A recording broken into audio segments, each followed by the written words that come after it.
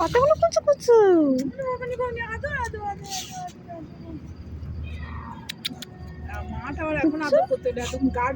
ও আমার চপ্পলের উপরে বসে গেছে, জুতোর উপর।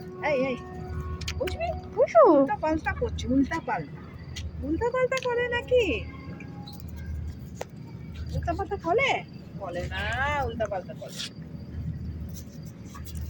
ও বকশি মাটা কি পেলো মুখে নিয়ে?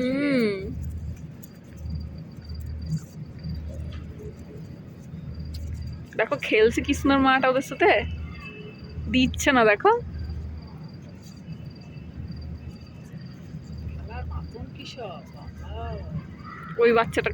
ওই বাচ্চাটা নিয়েছে, ও আবার কাউকে দিচ্ছে না।